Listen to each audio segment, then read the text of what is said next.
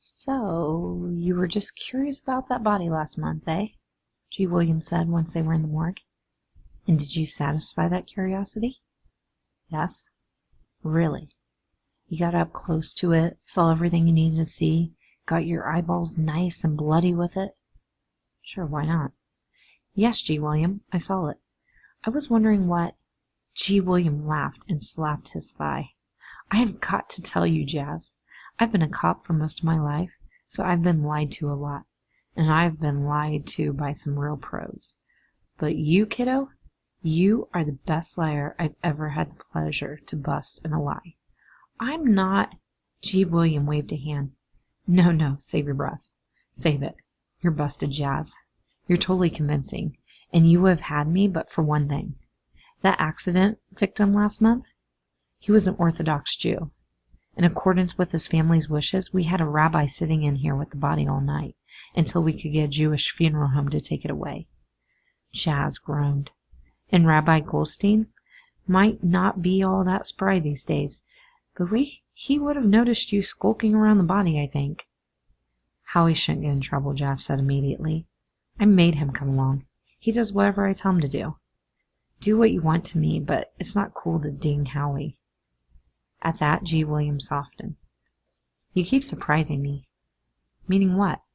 That maybe I won't turn out like my dad? I never said that, G. William barked, pointing a stubby finger at Jazz. Don't go putting words in my mouth. You're the one who walks around town acting like you're fated to be just like Billy when you grow up. I never accused you of that. But I have to admit, he went on, now looking around the morgue, busting into this place at night doesn't exactly rank high on the normal guy scale.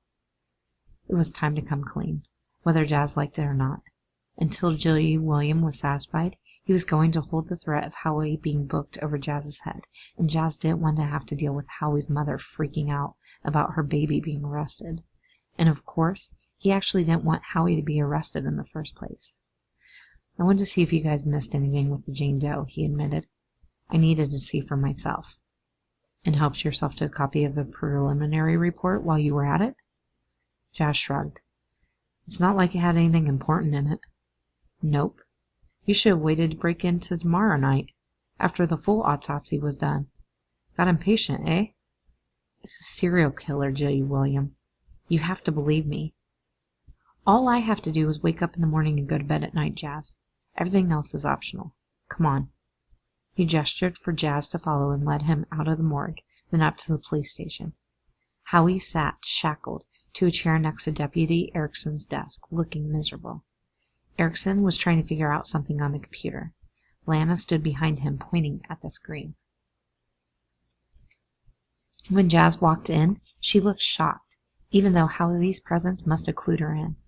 Jazz tried flashing her the charmer, and sure enough, Lana responded with a smile, even though Jazz was cuffed too. Hi, Lana. Hi, Jasper. Enough chit-chat, G. William said. We're going to cut these two loose. Score, said Howie. What? Said Erickson.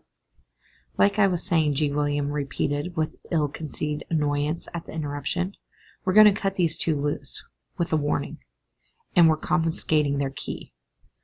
But Sheriff, Erickson was out of his chair, practically knocking over Lana. They were breaking and entering. They could have taken evidence or... You caught him, Erickson. He stopped him. That's enough for me. Part of being a good cop is knowing when something is too much effort for its own good. We put this one's name in a police blotter. He pointed at Jazz, and believe me, we'll spend the next week doing nothing but answering questions about Billy Dent's kid. We don't have time for that nonsense. Not for something that boils down to the equivalent of a kid's prank. Let him go. Thanks, G. William, Jazz said quietly. I didn't do it for you, kid. Did it for my own sanity. I'm heading home. He paused at the door and turned back. Oh, and Jazz? Howie? I catch you two pulling any more shenanigans, and I will not be inclined to go easy on you. Here? Yes, sir, Jazz said. Sir, yes, sir, Howie barked, saluting with his free hand. Lana returned to her desk, not before concealing another look at Jazz, of course. And Erickson grumbled as he released Howie from the cuffs. Careful, Howie said. Watch it. His wrist was mottled with bruises from the cuff and from Erickson's fingers. Sorry, the deputy said in a curt tone that seemed to be anything but an apology. Erickson stalked over to Jas, who held out his wrist to be released. Erickson stared at Jas, and something in the deputy's eyes made Jas want to shiver, an urge he resisted.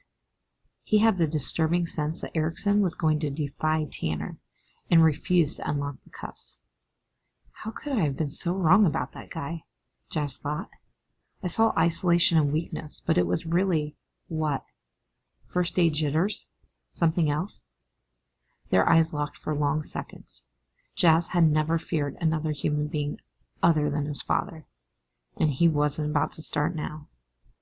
Erickson grunted at last and unlocked the cuffs. I'm not going to forget this, he said. Jas flashed him a grin, just because he knew it was annoying. I won't either.